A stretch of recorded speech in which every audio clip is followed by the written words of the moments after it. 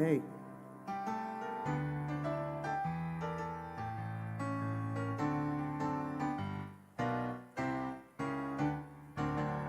When the union's inspiration through the workers' blood shall run, there can be no power greater anywhere beneath the sun. Yet what force on earth is weaker than the feeble strength of one? The union, yes, the union makes us strong. Everybody sing solidarity forever. Solidarity forever.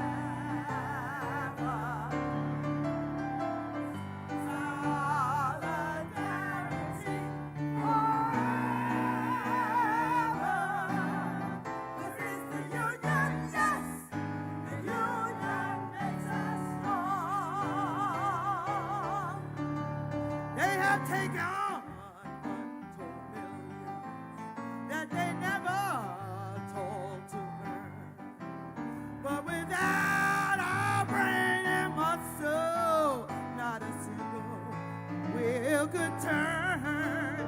We can break their hardened powers, gain our freedom when we learn. The union, yes, the union makes us strong. Everybody sing solidarity forever.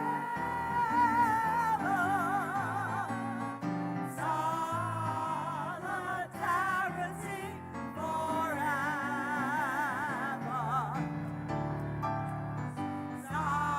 Solidarity forever.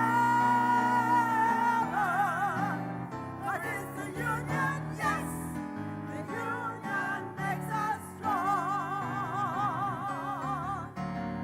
In our hands the power greater than the hardy gold, greater than the might of armies, magnified 1,000-fold.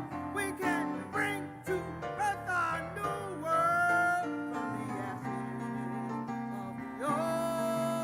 'Cause it's the union, yes, the union makes us strong. Everybody sing solidarity forever.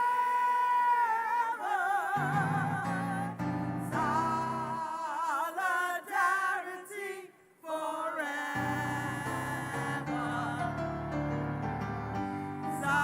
Solidarity forever. Where is the union? Yes, the union. Where is the union? Yes, the union. Where is the union? Yes.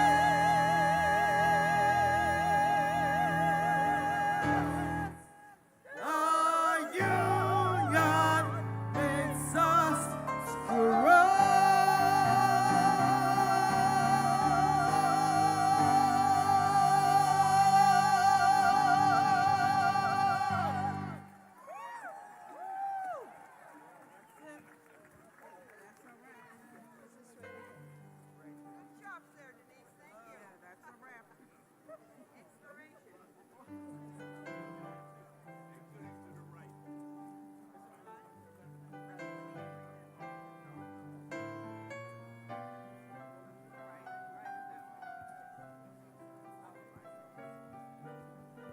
All right, let's hear it for the New York Labor Chorus. They are incredible, and they honor us by coming back each and every year, getting us kicked off here to do some labor songs.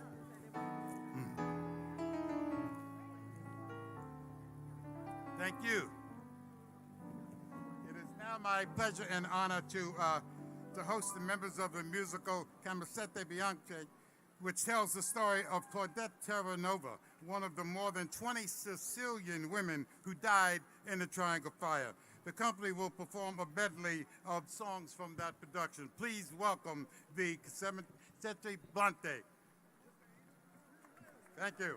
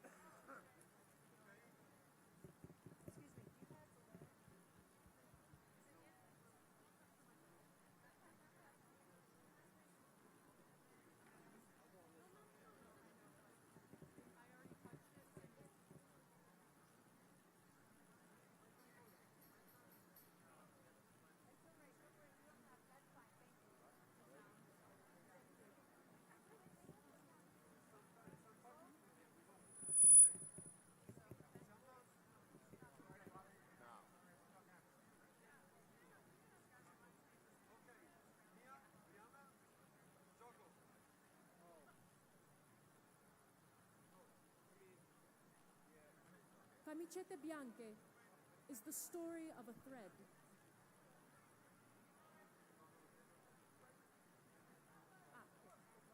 Camicette Bianche is the story of a thread, a piece of twine to tie an old cardboard suitcase, a thread of love and of pain, the umbilical cord of a mother who must let her child go. The thread of a sewing machine, stretched by busy and weary hands seeking mercy, seeking redemption. This thread is a melody that sings an old, distant story, our own.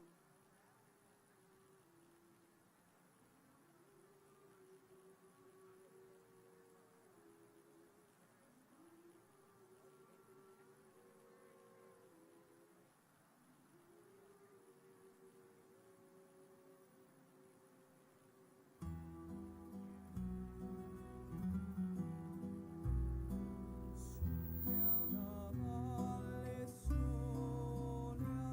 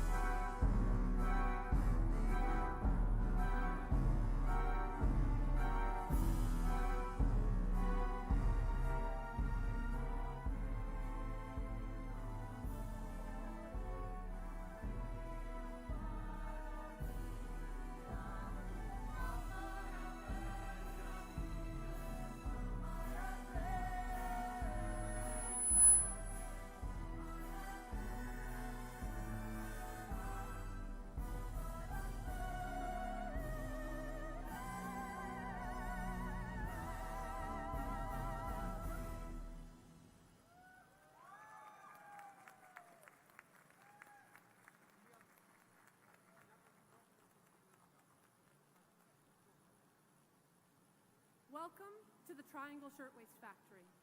There are a few small rules here. I'll show you. It's a 14-hour day. Here we work. We don't talk. 1,000 shirts. 1,000 shirts every day. That's our standard. There's something else you need to know. At the end of the shift, we have inspections. You see, the boss thinks we steal. But don't worry, things are about to change. We are organizing a strike for our rights.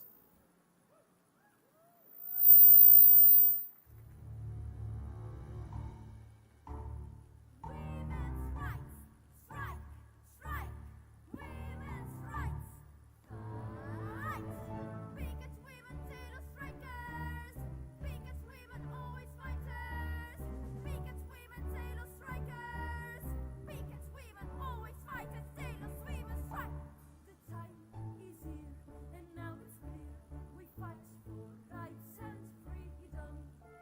The time is near, we have no fear. We strike and make a miracle. One voice, one heart, and now we start. This journey aims for glory. It's loud and strong, a female river flows. We're going to get what we stand for.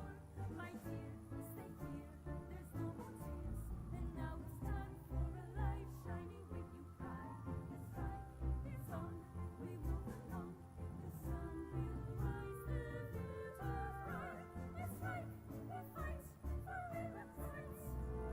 Women on the picket line, dressed to the nines, no vanity. We don't want to please men with our parade. Women on the picket line, armed with an idea. Shirts and jackets sewn by our own hands. Leave the gloves at home to show clenched fists, wounds and calluses. Wear hairpins to put up your hair, swollen with rage. Put on a hat to defy the palaces. A little powder to cover the trace of tears. Lipstick to kiss our rights. And we put on heels to make noise. We raise banners to rewrite history. A cloud always passes, but the sun is always there, forever shining bright. Time for a light shining with new pride. This right is on, we move along. The sun will rise, the future bright. This right we fight for women's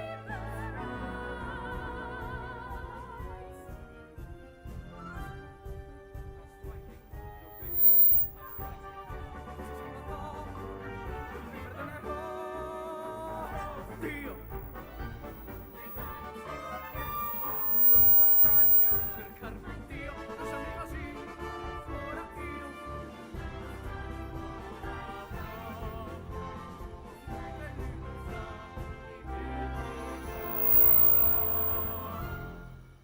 A cloud is passing by, but the sun still shines. So close to a fight for women's rights! Women's rights!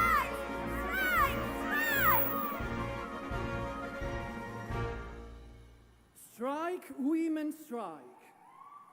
The news of the day. Exciting, isn't it? You think you can make civil society creak with a crater of your parade heels. And the Triangle Shirtwaist family goes from being the vanguard of fashion for respectable women of New York to becoming the den of hysterical female revolutions. Between one cut and stitch and another, instead of showing dedication and gratitude to those who restored your dignity, you come here pretending to work, to organize strikes. You went down into the street, united in a single voice. But a voice, however annoying, is still a voice. And it deserves attention. Very well. The management of the Triangle Company lends an ear to this voice, listens to it, and responds. You have made noise, quite a lot of noise. And so, from now on, we will make silence at work. It's 4:30. I'm almost done with my shift. A long day, as always. I left my Sicilia Bella, to chase the American dream. America that shines, America with the Statue of Liberty. And it's true, I have more freedom, I have a job, but I don't have time. Everything here is so fast, so I start running, because my time won't stop running away from me. I don't want to work here forever. I want to save money, little money for my future. Why not? This is what I thought. This is what I wanted. But it won't happen, because today, in this factory, at 4:30, just before the end of my shift, someone screamed, "Fire!"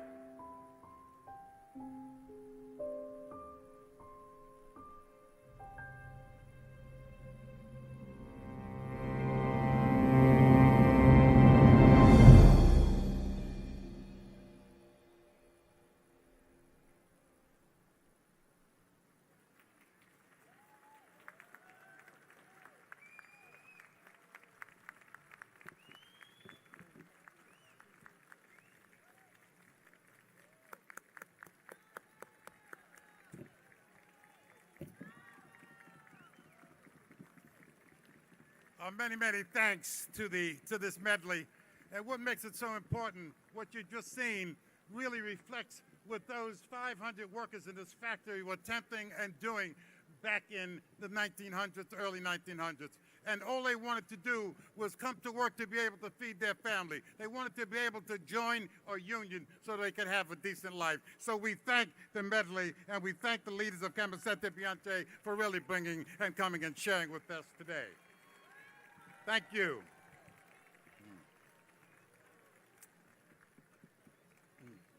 We will now have the singing of the national anthem by Firefighter Durant. Firefighter Durant.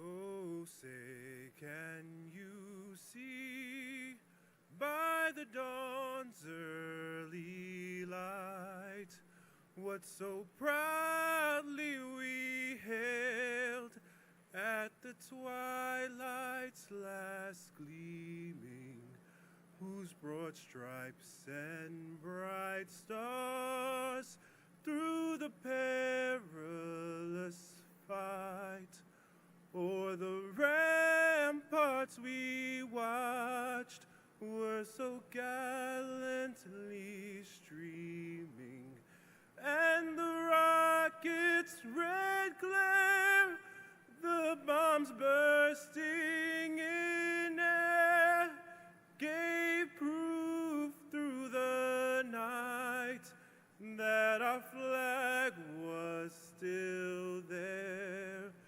Oh, say, does that star-spangled banner yet wave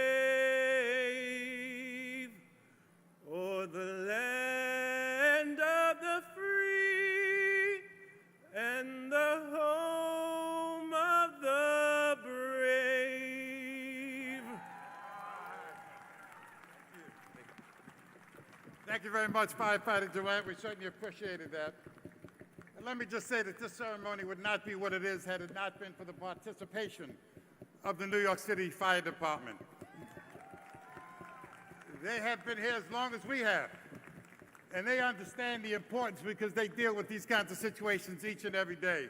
But yet still they find time to come out and be with us, to share their story. And also one of the most moving parts of this ceremony is the raising of the ladder, which we will see in a moment. But it indeed gives me the pleasure to introduce the Fire Chief Bureau of Fire Prevention, which is tasked with enforcing the fire code, inspecting buildings and construction sites to ensure that they are safe, which is extremely important. Inspectors are the first line of defense of preventing fires across the boroughs in the city of New York. And we are honored here today to have the Chief of Fire Prevention, Thomas Correo. Please welcome Thomas Correo.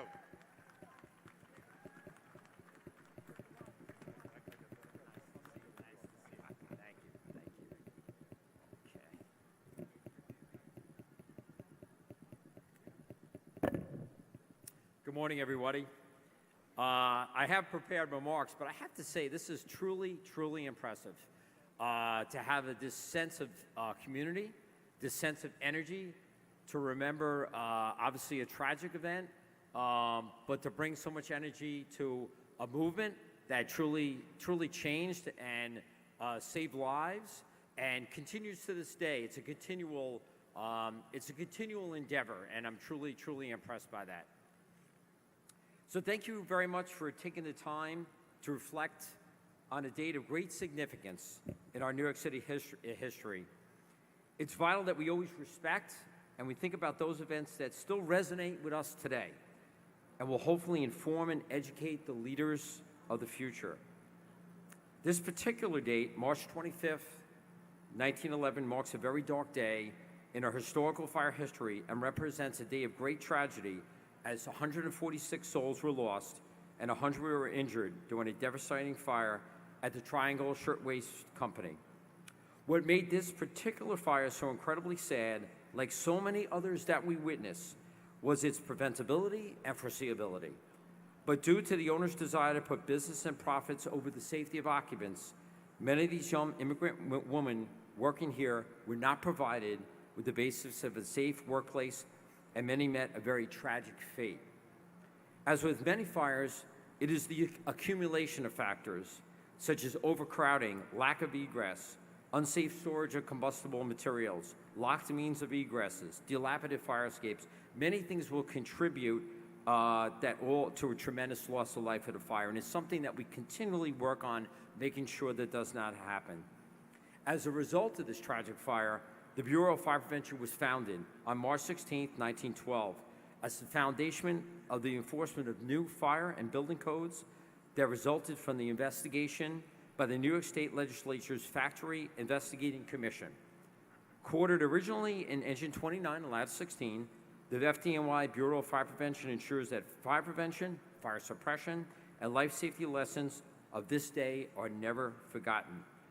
But our task is daunting and requires our 100% effort and partnership with you all as we apply skills in the most increasingly complex New York City urban environment, an environment that features some of the most challenging and difficult infrastructure in the world, such as mega high-rise buildings, transportation hubs, financial centers, energy generation facilities, commercial and residential occupancies, as well as a host of new initiatives that require our life safety expertise, such as stationary energy storage systems, lithium-ion technology, solar arrays, wind generated power, timber construction, and hydrogen-powered energy. The list goes on and on. And it's a role that the FDNY and the Fire Service takes very, very seriously. And we partner with many of with our community, with our legislative leaders, with our leaders in government, with business, to address many of these challenges and needs. And many of them are societal, right? We all work to try to get to an end that we're trying to achieve, such as housing shortages, provision of pre-K schooling, then daycare, and helping safely manage the provision of sheltering for those who seek asylum in our city. And the work of the Bureau of Fire Prevention truly undergirds the ability of a society to care for its people and to provide a high quality of life. That's what it really means at the end of the day.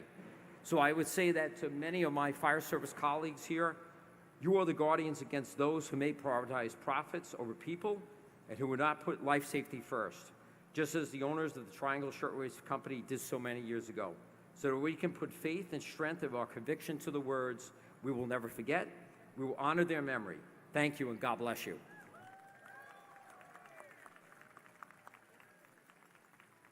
Thank you. I would like now, too, if the members of Ladder 20 would please raise the aerial.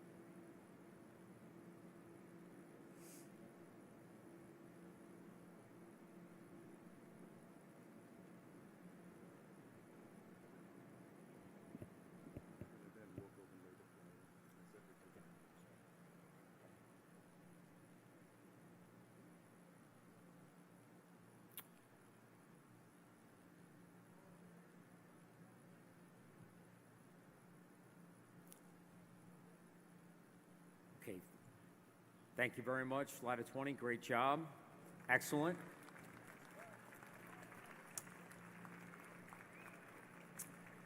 And I would like to please commence with the reading of the names that are provided that were in our memory today. So, Margaret Schwartz, 24. Josephine Carlisi, 34.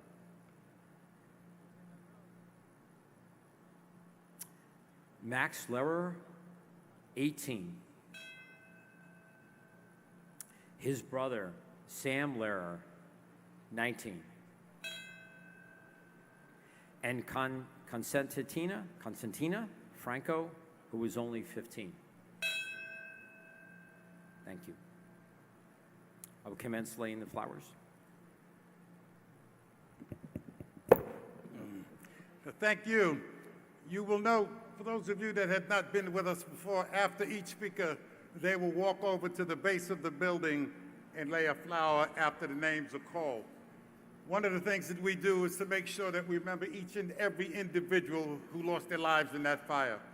So those of you that would like to, you will have an opportunity to also pick up a flower over here at the end of the ceremony and lay it at the base of the building. There'll be plenty of flowers, and if you want to do it once or twice or 3 times, we certainly welcome that. But we want to be sure that we recognize each and every individual who passed away, that we recognize their name. One of the other things I would just like to announce is that in October of 2023, as a result of the work of a lot of people to raise significant funds to be able to do more than just what we have been doing for so many years, we came together as a group and wanted to figure out what we could do for something that would be a permanent memorial. And one of the things, after a lot of hard work by a lot of people, we were able to create this incredible design and memorial. Those of you that have not seen it, not only will you see the ribbon that goes up to the top of the building, but the names of each one of the workers that died in that fire are etched in glass. That will be here, obviously, for a very, very long time. A lot of people, a lot of groups come by to see it because they want to know what it's about, and it really reflects what happened. So you also have an opportunity to pick up a booklet which tells the story of the Triangle Fire and also talks about how it was built. So we have plenty over there. If you'd like to pick one up, please do so at the end of the ceremony. Now I have one of my great honors and pleasures to introduce somebody that I've known for a very, very long time. Randy Weingarten is the president of the 1.8 million member American Federation of Teachers, which represents teachers and other educational professionals, healthcare professionals, and local, state, and federal government employees. Prior to her tenure at the AFT, Randy serves as the president of the United Federation of Teachers here in New York City.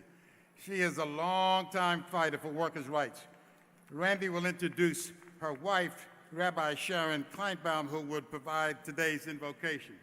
So as I ask Randy to come up and say a few words and introduce Rabbi Kleinbaum, I just want to say that Randy has been a stalwart in terms of her support, not only for workers' rights, because you turn on your television, you're liable to see her anywhere, talking, fighting about something somewhere, all the way to Hawaii, to Maine. All right, and she has been doing that for so long. And Randy, it has been an honor and a pleasure for me to have known you, and I've known your predecessor, Sandy Feldman, and one of the first labor leaders that I met when I started my career was Al Schenker. All right, one of the foremost labor leaders that this country has ever seen, and it started that union. So please give a warm welcome to President of the AFT, Randy Weingarten.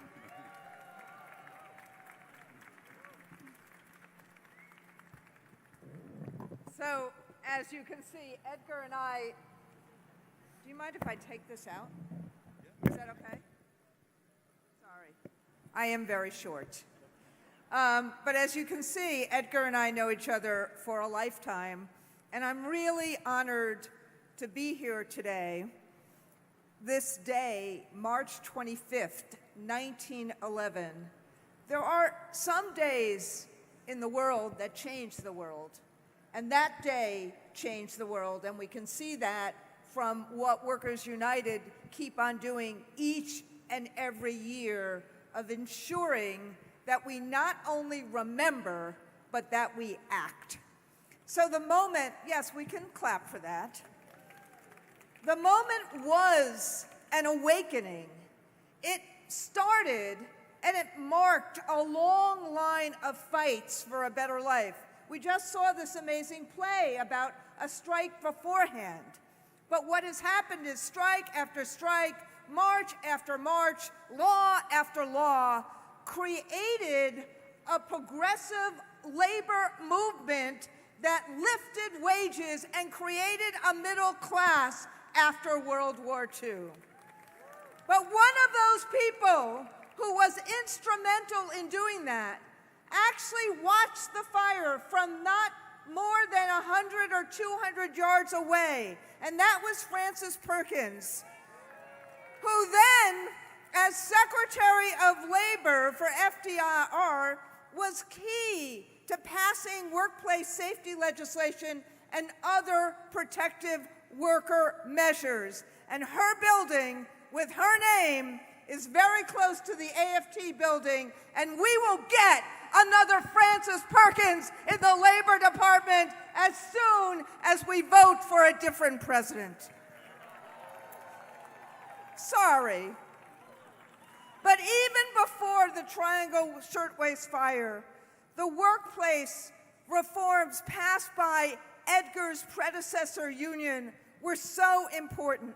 And my union, and I see several members here, was one of the unions that came out of the birth of the Triangle Fire. My union was created in 1916, and both unions, the ILGWU, the UFT, the AFT, the Coal Miners Union, the Farm Workers Union, all of these unions were about creating safety measures so this will never happen again. I'll say one more thing before I introduce my wife, which is today we are called on to do the same thing, not just to remember, but to act, to organize for safe and dignified workplaces, to fight against cruel and callous immigration policies, to ensure that every child in America has a safe and welcoming school, to ensure that workers have living wages and decent health care and secure retirement. When I say we not only remember, but we act, that must be emblazoned in everything we do. And this is not just a conviction of labor, but this is a conviction of faith. And there is frankly no one better to speak of how we find light in our broken world than my wife, Rabbi Sharon Kleinbaum. She's the Rabbi Emerita of Congregation Beit Simchat Torah, and she is the founder of the Beacon for Democracy. Sharon.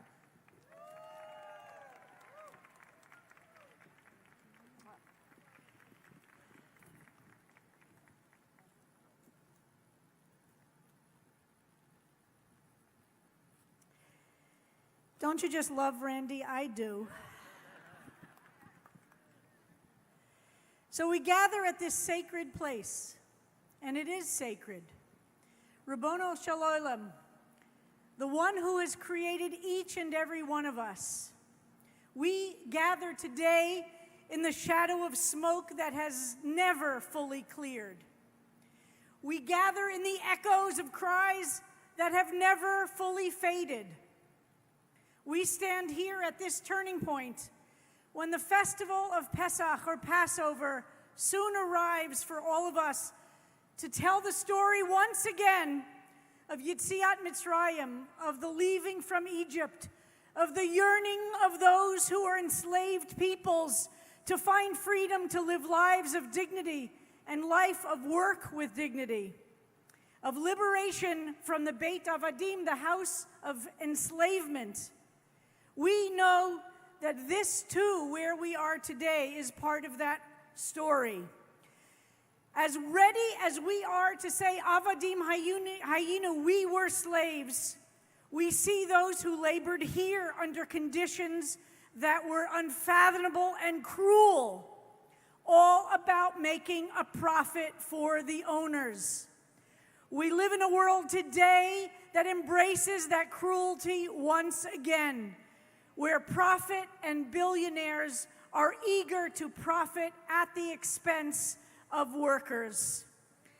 Who were here, of course, then? The Jewish and Italian workers, immigrants, as young as 12 and 13 years old, from Eastern Europe and Southern Europe, young women and girls and men and boys whose hand-stitched garments and whose lives were bound by the same fragile conditions.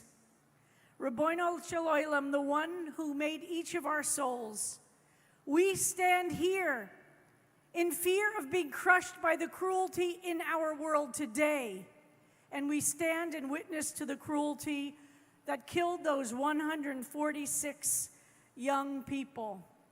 As we approach Pesach, Zman Cherutenu, the season of our freedom, we are commanded not only to remember oppression, not only to imagine that we are going through this struggle from constricted place, eager to find a place of expansive freedom, but we are ordered to remember how to organize to get out of enslavement. To remember, Ger lo tonev lo tilchatz, do not oppress the stranger, for you were strangers in the land of Egypt. Those who perished here were immigrants in this land of promise that had not learned to protect them. To endanger them for profit was not only injustice, it was a forgetting of history, and we refuse to forget history today. Let our hearts not be sealed as those doors up on floors 7, 8, and 9 were sealed. Let our hearts remain open. We invoke this teaching every day. Let the answer be, we must remember throughout the world and our own society that we will not abide the threatening of the rights of those vulnerable, those who speak different languages, practice different religions, look different. We stand for trans people, for workers, for women, for full reproductive justice. Tzedek, tzedek tirdof, we're told. Justice, justice shall you pursue. And we're told that the word justice repeats itself. One for the goal and one for the process.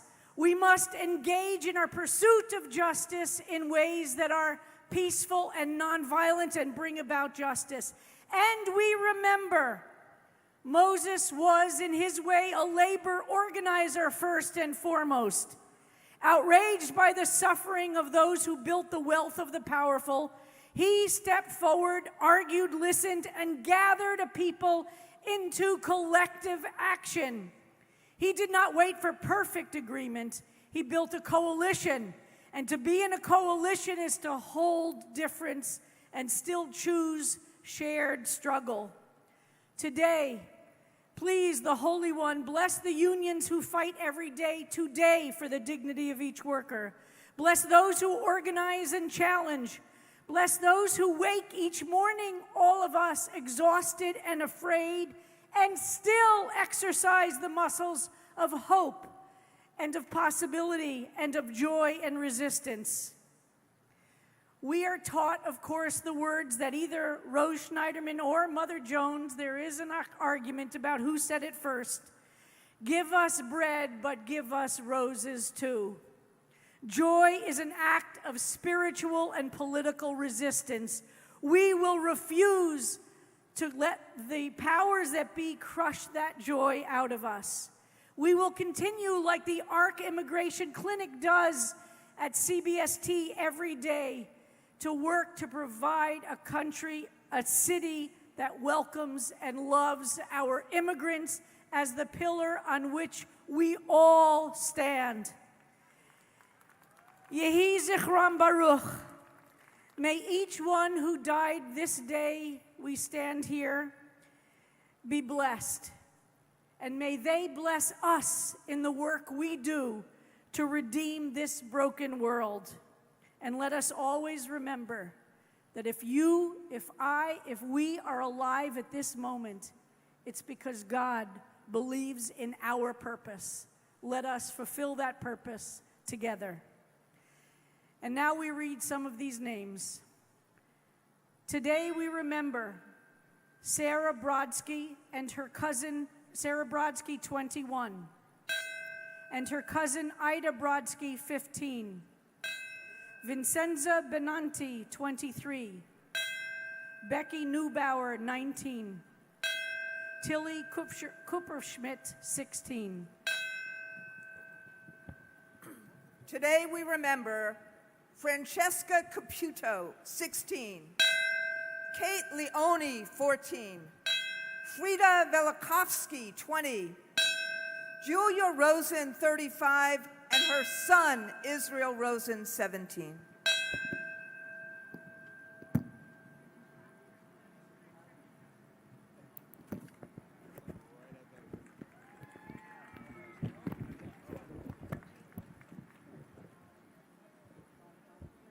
As Rabbi Kleinberg and Randy Weingarten lay their flowers, let's give them another round of applause for those words.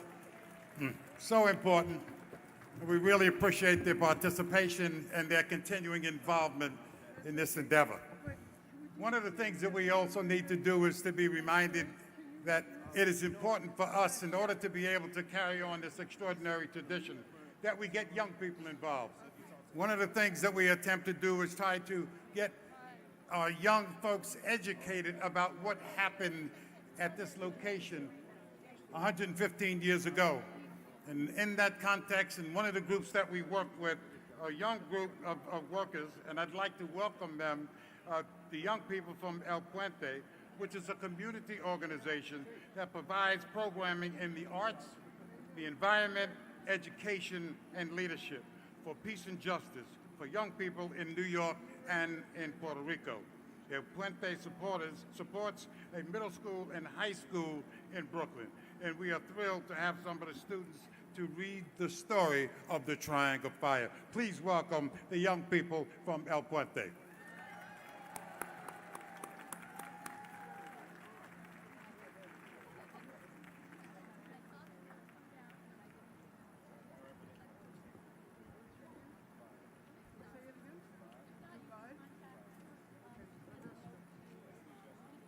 The Triangle Waste Company was located in the top 3 floors of the Ash Building, just 1 block east of Washington Square Park.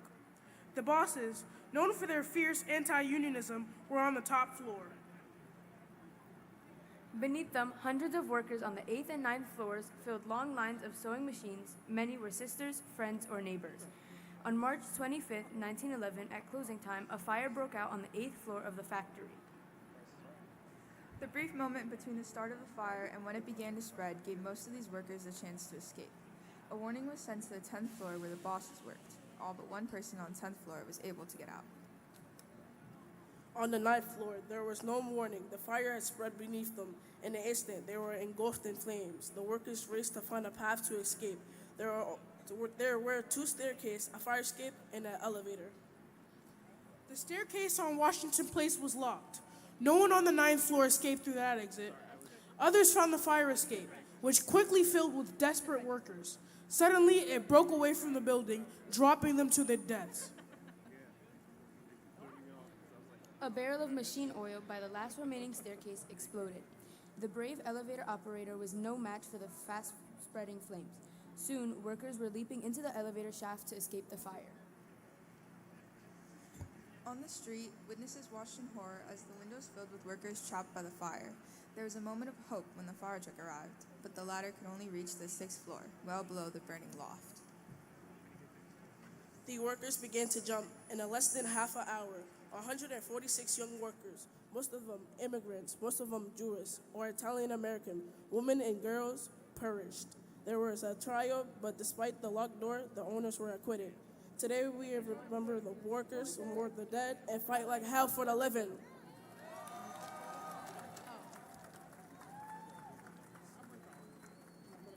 Today we remember Anna Cohen, 25. Dora Evans, 18. Sarah Cooper, 16. Lizzie Adler, 24.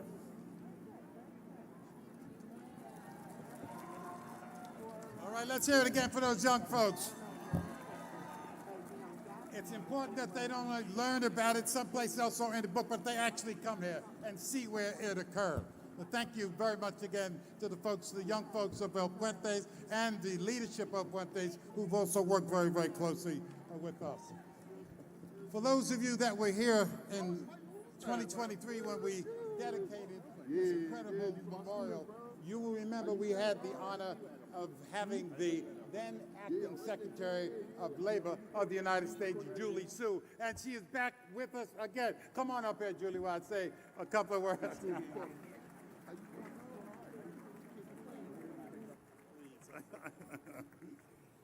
At a moment when working people are facing real threats from a national administration rolling back protections and undermining worker power, Julie Su has shown over and over again what it looks like to use government to protect workers and build power.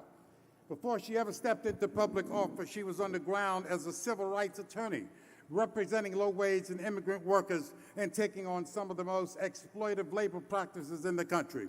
That work did not just win cases, it helped change how enforcement happens and who it protects. She went on to lead the transformation of labor law enforcement in California, taking on wage theft and making it clear that the law has to mean something in people's real lives. And at the national level, as acting United States Secretary of Labor, she led the department at a critical time, helping to strengthen worker protections, supporting historic contract fights, and expand worker power across the country. Please give a rousing welcome to the current Deputy Mayor for Economic Justice here in New York City, Julie Su. Thank you so much. Edgar, thank you so much. It is such an honor to be here again at this memorial to such a tragedy, alongside the Remember the Triangle Fire Coalition, who knew how important it was for the city, the country, and the world to remember. And to the New York City Central Labor Council, who knows, as I do, that the best way to prevent the horrific conditions that led to 146 mostly immigrant women losing their lives is for workers to have a real voice on the job. So, as Edgar mentioned, in 2023, I was here at the dedication of the Triangle Fire Memorial, and I will never forget that day. I met family members who had lost loved ones in the fire, and it is a privilege to be with you here again. And your ongoing commitment to making sure that we all never forget is inspiring to all of us. I came then as the acting U.S. Secretary of Labor for President Biden, but today I join you as a fellow New Yorker and the first ever Deputy Mayor for Economic Justice. For Mayor Mamdani, who created my position, and for me, who has held the hands of grieving widows and moms and dads after family members left for work and never came home, who has worked alongside workers who've been forced to work behind barbed wire and under armed guard in this century, in this country, and workers who speak up about hazards in the workplace, hoping that someone will listen before tragedy strikes. Economic justice is not abstract. It's about every worker knowing that they will get a just day's pay for a hard day's work, every day. It's about the basic right to come home healthy and safe after the work shift, every day. It's about real security, the knowledge that one medical bill or job loss will not mean that you lose everything. It's about feeling trusted and respected. Economic justice means we aren't just trying to prevent the next tragedy, because economic justice means not just safety from fires. It means freedom from poverty. and the conditions that force these women into a factory with locked doors and no fire escape. It means real security for immigrants, for women, for working people, for all. It means not just having power on the job, but control over your time, so people have more power over their lives. Economic justice means strong labor unions. Union protections help not only workers who are members of unions, but lifts up standards for everyone. Strong unions mean higher minimum wages, paid time off, and health and safety protections that benefit all workers. And in Mamdani's New York City, economic justice means that government will stand with working people. It means an FDNY that protects workers at home and at work, like the many proud, hardworking public servants who are here with us today.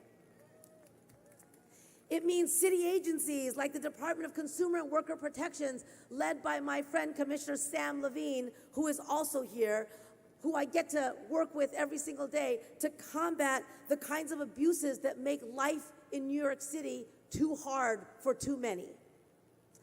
Many of the workers, this has already been said, but many of the workers who died on that day in 1911 were young Italian and Jewish women. And many of these young women faced not just deplorable conditions in their workplace, but also discrimination and anti-Semitism in their neighborhoods. And that's why I'm so proud to work alongside Felisa Wisdom, who is here as well, Executive Director of the Mayor's Office to Combat Anti-Semitism.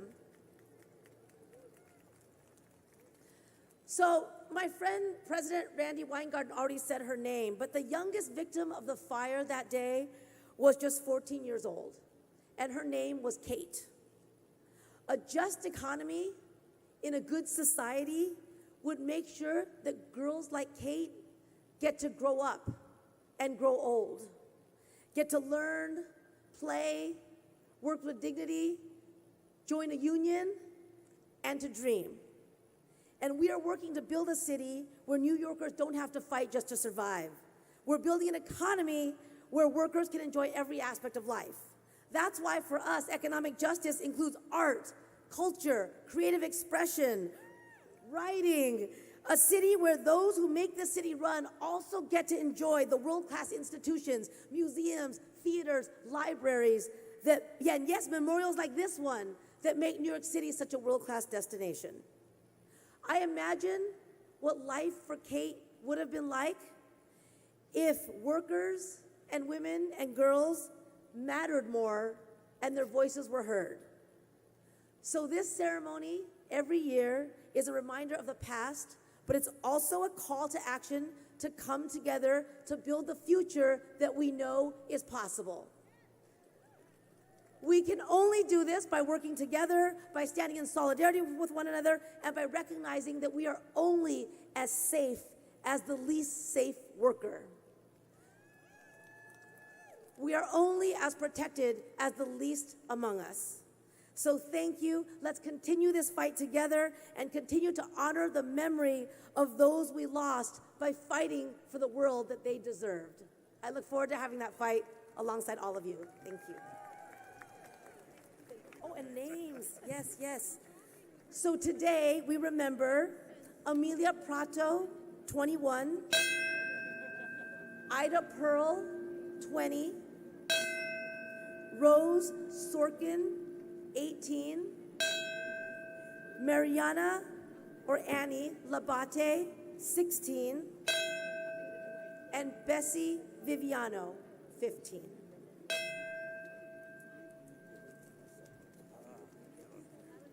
Let's give it up again for Julie Sue. Okay, Julie, this is an extended invitation. We want to invite you back next year and hope you're going to be with us every year. Give it up for Julie Sue.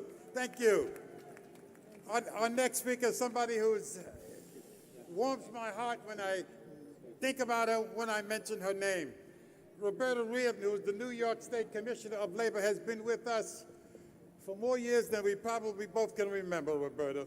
All right, and I cannot express my thanks and a deep appreciation for you for not only joining us and being here, but for the work that you do in behalf of workers in the state of New York. Roberta has been the New York State Commissioner of Labor, and she's joining us and who has joined us at this commemoration for many years. Previously a leader of the Actors Union, AFTRA, and SAG-AFTRA, Roberta became New York State Labor Commissioner in 2015. She has spent her career in labor and government fighting for workers' rights, and we know this is a very, very special event from her. Please welcome Commissioner of the New York State Department of Labor, Roberta Reardon.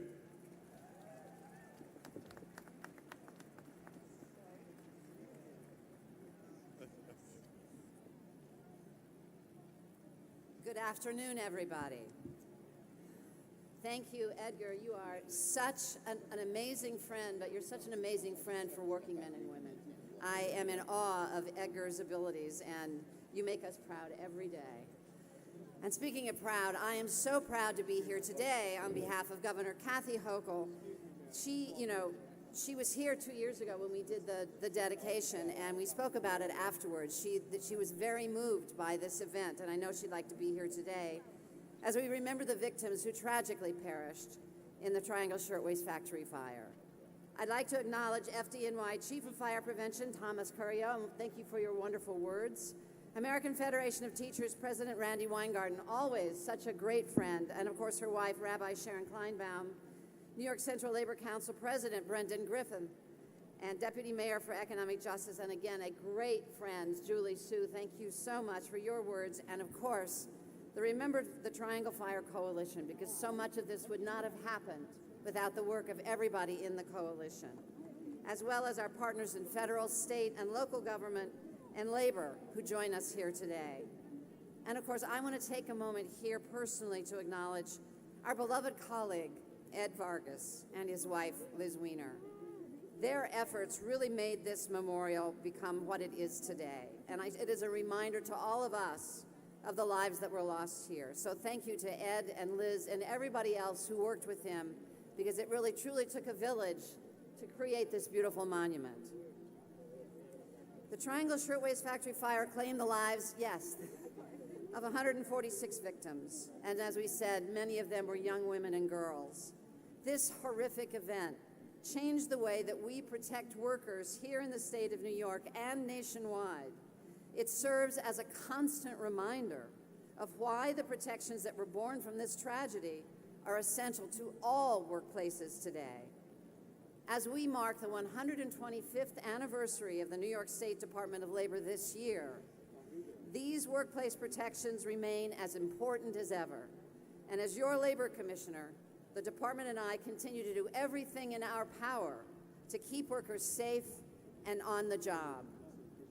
I am so proud to say that New York boasts some of the strongest workforce protections in the country, thanks to the tireless work of our dedicated worker protection staff. Many of them are here with us today, and I want to thank them for protecting their fellow New Yorkers while on the job. This is a job that they take very personally, so thank you for being with us. Our agency remains vigilant, inspecting work sites and investigating hazard complaints to ensure that workers statewide make it back home to their families safe and sound, unlike the unfortunate victims of this terrible tragedy.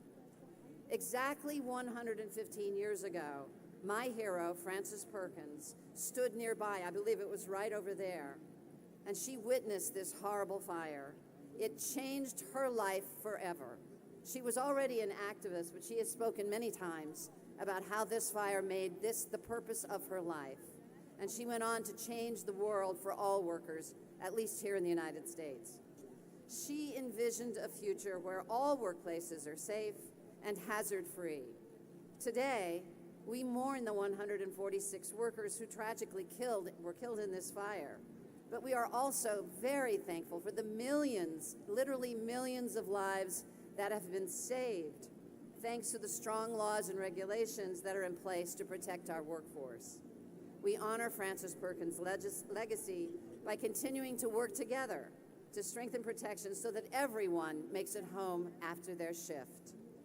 Her principles were born in that fire and continue to be a beacon for the New York State Department of Labor because it is the heart of our mission today.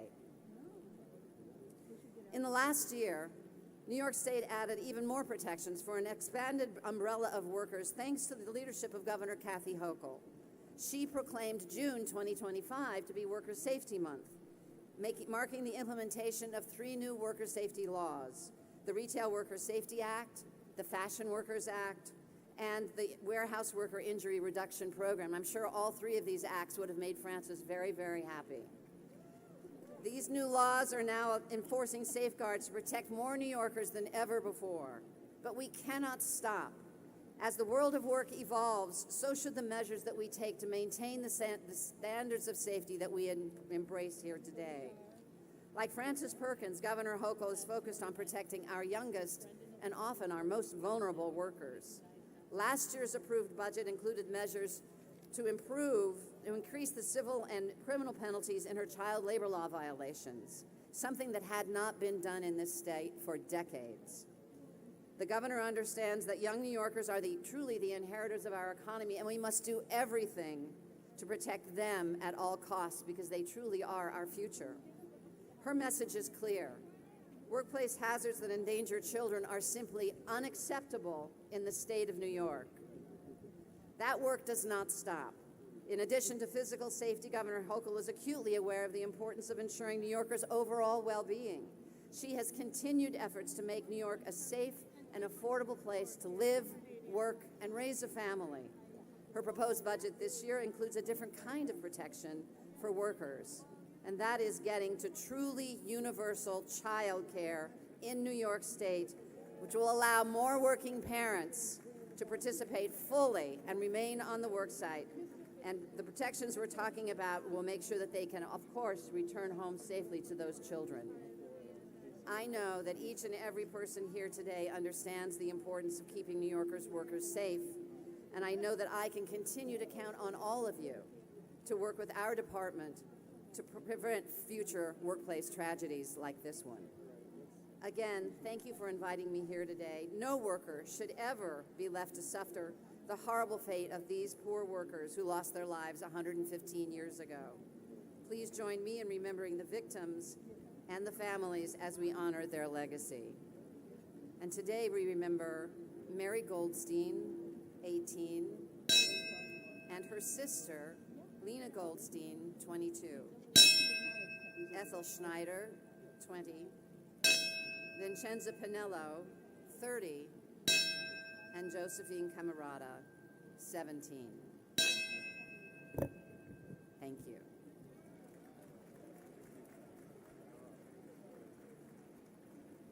All right, let's give it up again for Commissioner of Labor, New York State, Roberta Reardon. You know, if you're lucky during your career while you're working, you get to meet some extraordinary people. And I think you've seen that I've known have the opportunity to meet most of the people that have spoken here today. The next person that I'm about to introduce is also part of that list. His name is Brendan Griffin, all right? Many of you in the labor movement have heard of him. Come on up. Where are you, Brendan? Where are you, Brendan? I know I saw you. Oh, okay. Come on up here. Come on up here. I've had the opportunity of working with this young man since he started working for the New York City Central Labor Council. And he is the epitome of you work hard and do what you should be doing each and every single day, you could become the leader of the organization that you work for. And Brendan did just that. He is the president of the New York City Central Labor Council. And many of you have seen Brendan because he's done so much work with us, not only here for this event, but he's coordinated a lot of activities. He's coordinated, I thought I talked very loud. He's coordinated a lot of activities in behalf of workers in this city. He has not only been an extraordinary friend, but an extraordinary labor leader. Last July, he was elected the president of the New York City Central Labor Council, and I was part of that body that debated, there was no debate as to who should be the next leader of the New York City Central Labor Council. And that was no easy task. That was no easy task, but everybody knew the work that he had done and the contribution that he had made and the contribution that he will continue to make in behalf of workers in the city will certainly be great. So it warms my heart to be able to introduce not only a colleague, but a friend. Please welcome, give a big round of welcome to Brendan Griffith, President of the New York City Central Labor Council.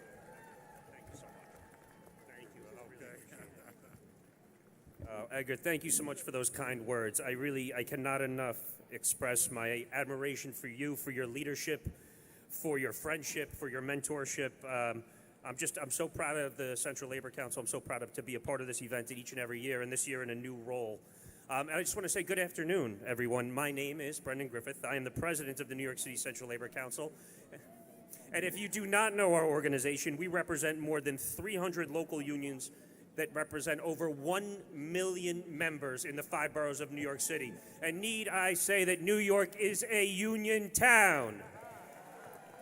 And we are joined by many of them. And I am going to do something that is often dangerous because I risk forgetting or missing one. But I'm going to go through a quick roll call, very quick, because I know we are joined by Workers United, SEIU. We are joined by the United Federation of Teachers and the American Federation of Teachers. Thank you very much, President Weingarten. By NYSNA, by IATSE Local 52, Lyona Local 1010, the Utility Workers Local 12, SAG-AFTRA, UAW, NYU, CFU, the UFA, the UFOA, RWDSU, UFCW Local 338, Local 1102, IUOE Local 94, CLU, the New York City chapter.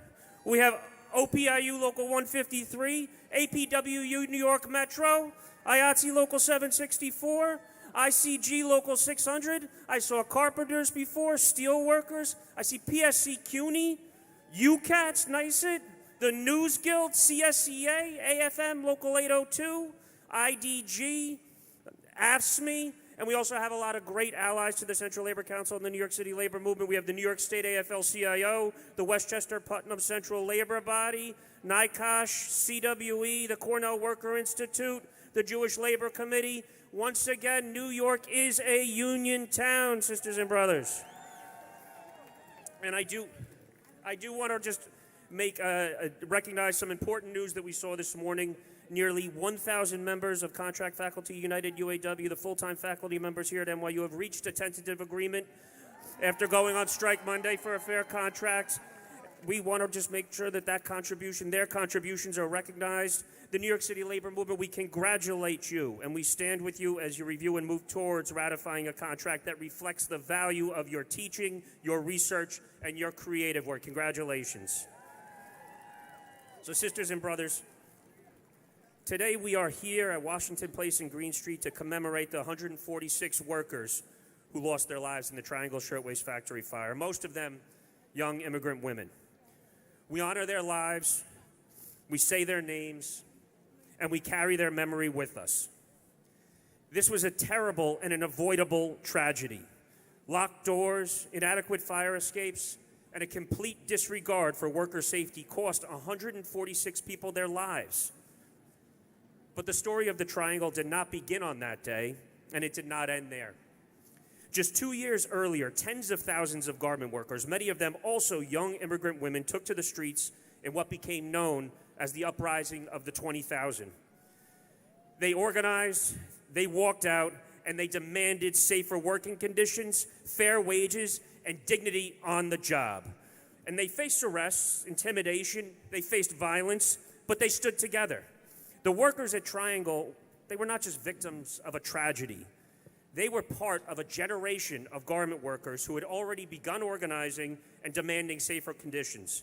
And the reforms that followed the fire, the workplace safety laws, the fire codes, labor protections, they were won because workers stood together and demanded change. Sisters, brothers, and siblings, we are still in that fight today. The fight for dignity, respect, and safety at work is just as urgent now as it was in 1911. Across our city and across this country, workers are organizing, they are speaking out, they are demanding the protections that they deserve, and too often we're reminded of what happens when those protections fall short. And that is why solidarity and collective action matter. It is how we protect one another, how we raise standards, how we make sure that every worker in every industry can do their job safely and get home at the end of the day. We are proud every year at the Central Labor Council to stand with Workers United, SEIU, and the Remember the Triangle Fire Coalition to recognize and remember. And I just want to acknowledge a few Central Labor Council board members that are here as well. And we are joined by the Central Labor Council Secretary Treasurer Janella Hines, by Nick Gallipo from OPIU Local 153, by Pat White from the IATSC Local 764, and once again, I would like to acknowledge Edgar Romney from Workers United SEIU. We are grateful to the families here and around the world who have kept the memory of their loved ones alive and whose efforts helped lead to the dedication of this memorial in 2023, ensuring that those names are forever a part of this city. So today, as we honor the lives lost, we recommit to carrying forward their legacy, to building a future where no worker is forced to risk their life just to make a living. Thank you. Sisters and brothers, today we remember Grazia Maria Floresta, age 30. Theodore Rotner, age 22. Rose Sorkin, age 18. Concetta Prestafilippo, age 22. And Clara Dockman, age 19. Thank you very much.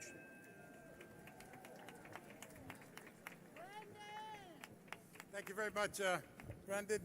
We have a number of elected officials that I want to acknowledge their presence, and when I'm finished, I would appreciate if you gave them all a round of applause. We have Brad Holliman Otsego, who's the Manhattan Borough President. We thank you for being here.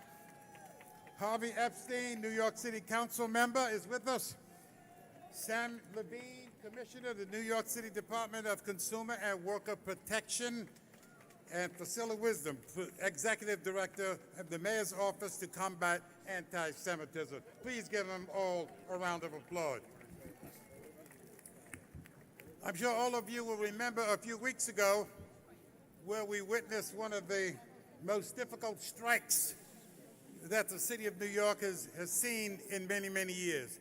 Not only was it a very difficult strike to get settled, but on record, the longest for the Nurses Association, but it was also the coldest strike that anybody could witness. And if you've seen them on television, or if you're with them, seen them in the street, or walked the picket line, you would understand and appreciate what they have gone through. And so we have somebody here today that just to tell us a little bit about that situation, about that strike. And by the way, when we thought about putting this program together, there was no doubt that we had to have the Nurses Association, somebody here. We were just hoping and praying that by the time that March 25th came, that the strike would be over. And thank God you guys were able to do that. So in introducing Darla, we have Darla Joyner, a registered nurse and a New York SANA leader at Mount Sinai, to tell us about their fight for good wages and benefits, as well as safe staffing levels and protections for workplace violence. As with the victims of the Triangle Fire, worker safety is still a vital issue 115 years later after that tragic fire. Please welcome Darla Joyner.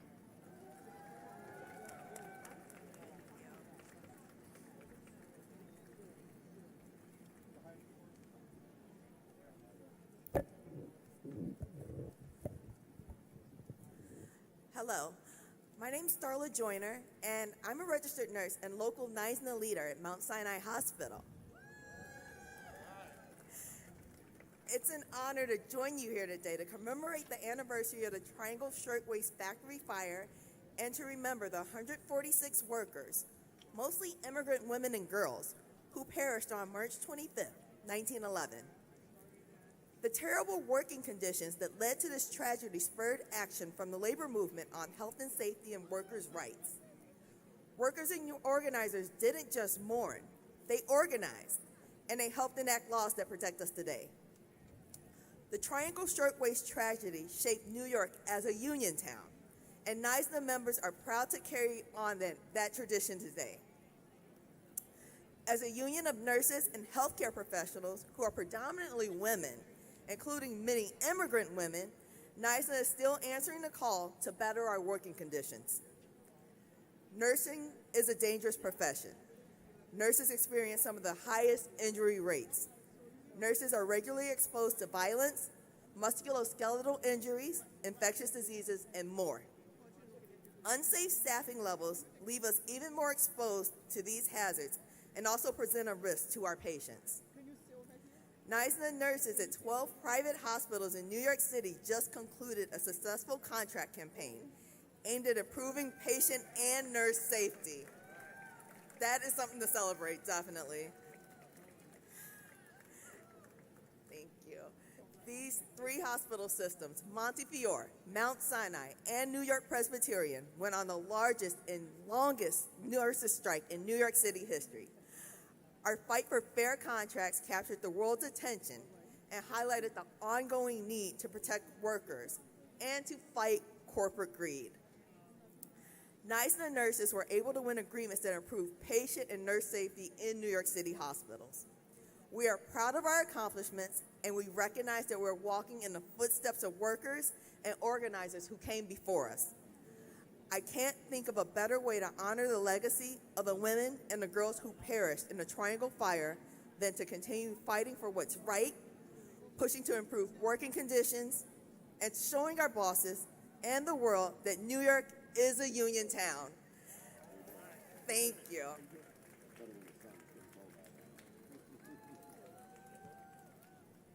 So today we remember Teresa Schmidt, 32, Annie Pack, 18, Anna Coletti, 36, Esther Goldstein, 20, and Tessie Kaplan, 18. Thank you. Thank you very much, Darla. And we're getting close to where everybody will have an opportunity that wants to lay a flower and call a name as well. We've got 2 more speakers to go. Our next speaker is Emily Bass.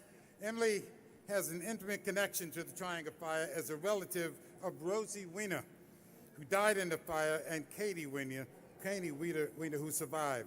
An author, public health expert, and activist in the fight for global health justice, Emily Bass is proud to be here along with her mother, Suzanne Predbass, who has been an extraordinary supporter of this effort and the work of the Triangle Fire Coalition as well.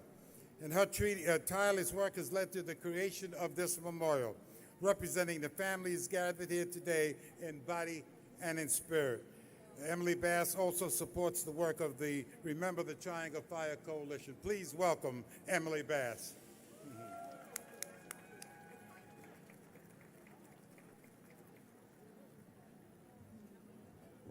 Hello, New York. Can I hear you? Can we give it up one more time for the NYU contract faculty who this morning, after nearly 17 months of negotiations and a lively, joyful 2-day strike, reached a strong tentative agreement? Can we give it up for the unions? And if you are a union member, or you love a union member, or just want to know a union member, can I hear you? And if you are an immigrant or the descendant of immigrants or just want to love an immigrant, can I hear you? Thank you. 115 years ago today, my great-great-aunt Katie Weiner ended her workday cutting lace. She was putting on her hat and coat so that she could go home with her sister, Rosie, when she heard screams of fire. At the trial of the owners, Blank and Harris, Katie described how she crisscrossed the shop floor looking for Rosie and then went to the stairwell door that we heard the students from El Puente tell us was locked. I began to holler, "Girls, the door is locked," she said at the trial. "Then where did you go?" the lawyer asked. "Nowhere." "How long do you suppose you remained at that door?"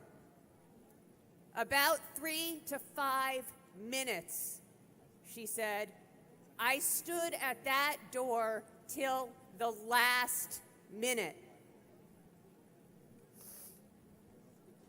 We all know why she stood in a room filled with smoke and screams, waiting until the last possible moment to leap onto an elevator.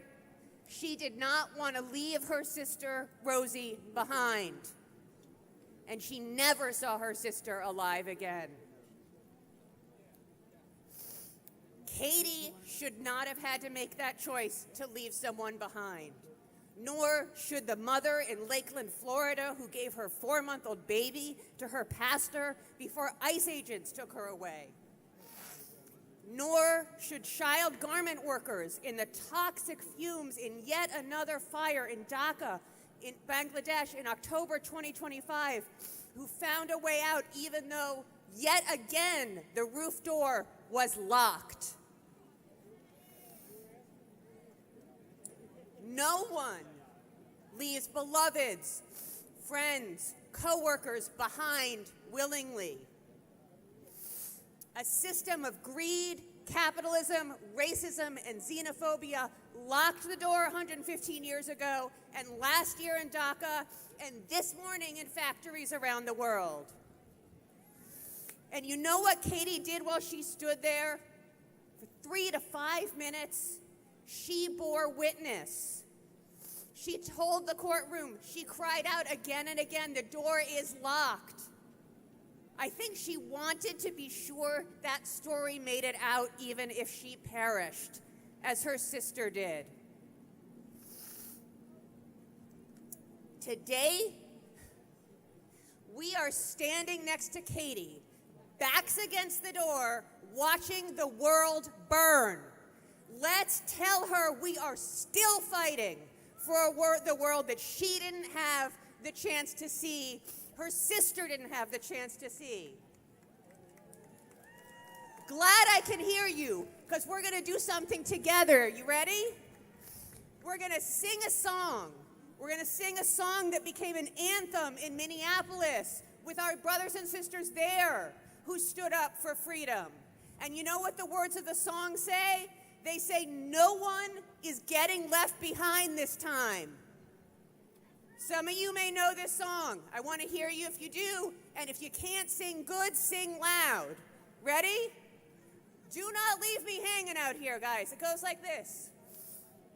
No one is getting left behind this time.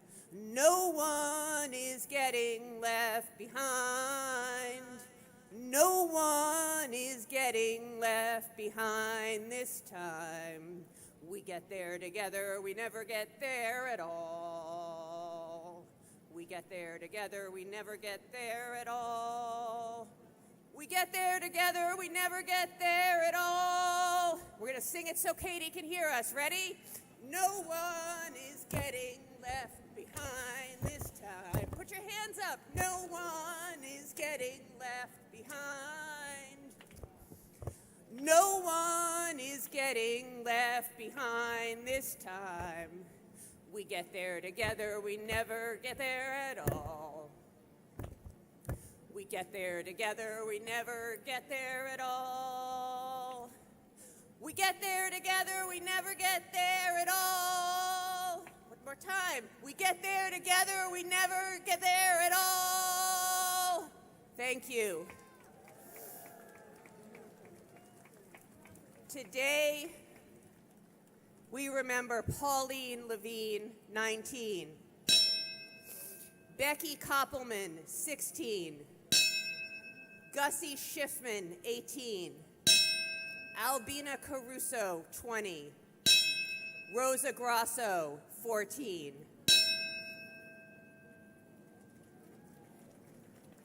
Thank you very much, Emily.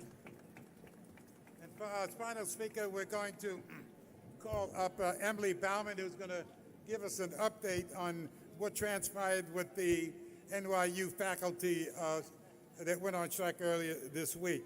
We're glad and we understand that that situation has been resolved, and we ask Emily Bauman to come up. She is on the organizing committee of the Contract Faculty Union, UAW, Local 7902.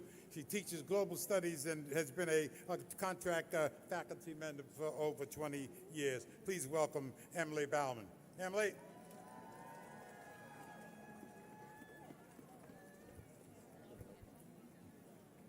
Thanks to everybody who came out here today. This horrible, horrible tragedy that we are here to remember today was the result of what I would call bossing in bad faith. 146 people lost their lives because they were locked in so they could not leave their work. The bosses didn't trust the workers. They didn't trust their dignity, their integrity, or their commitment as workers while putting them in impossible and unsafe working conditions. As this tragedy has taught us, the only solution to such grave distrust is to organize. It is in recognition of this powerful truth that I am here before you today. I represent the Contract Faculty Union of NYU. You can barely see it, but here it is. 930 members strong. For the past 17 months, we have been grappling with bossing in bad faith. We have been grappling with low wages that make it impossible to make ends meet in the city, with salary compression that makes years of service a liability instead of an asset, with lack of support for our research and professional development, and lack of support for us to take care of those we love and who need our care, young and old. Today, at 1:58 a.m., after a 2-day strike, we won. The union won. We won just wages, academic freedom protections, an anti-bullying policy, protection against AI. We won recognition of our contributions and service to our students and to the university, and recognition of our pride in what we do. Above all, we won recognition of the importance of being a faculty together. For behind every teacher is a community brought together in support, camaraderie, struggle, and love. It is this community that has achieved our historic win today. It is thanks to our amazing, amazing bargaining committee, our tireless organizers, and the hundreds of workers who showed up when they were called.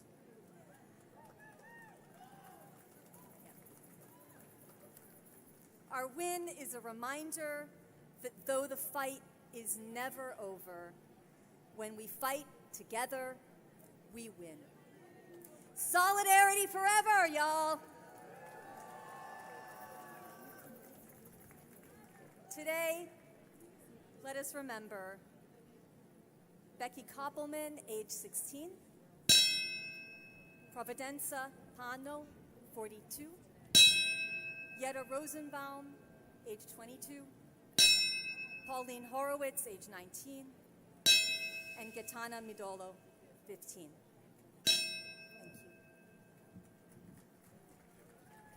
Thank you very much, Emily, and congratulations to you and your team for getting such a good contract and winning all those benefits. Well, that concludes the speaking portion of our program. But before I invite you to walk over and lay a flower at the base of the building and call the name of one of the victims who died, let me extend my deep appreciation and thanks to all of you that have come out and been with us, particularly those of you that have stayed with us. We see that it is getting a little bit more colder than it was a little while ago. And I also want to extend my deep thanks and appreciation for Aaron Lechner, who did the streaming. Give him a round of applause for those folks that couldn't be here but actually had the opportunity to watch the program today. I thank you all. And with that, I invite all of you to come over and pick up a flower, call a name, and lay it at the base of the building. And thank you again for joining us. So, hello? And remember, those of you that would like a book, we've got some books in the back there if you want to know more and learn more about the Triangle Fire and how this beautiful memorial was built. We've got some books in the back there if you'd like one. Thank you. And thanks to the interpreters also, by the way, who have done an excellent job as always. Thank you very much. Hello? Can you hear me? Okay, so please come line up over here, and we will give you a flower. You will then read the name of the flower and that's on the flower, and the fire officer will ring the bell, and you can lay it by the memorial here, please.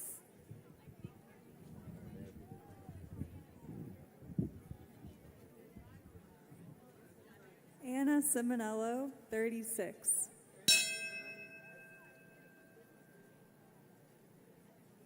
Fanny Rose, 21. Katarina Gianastasio, age 22, and her sister, Rosa Bona Bassanino,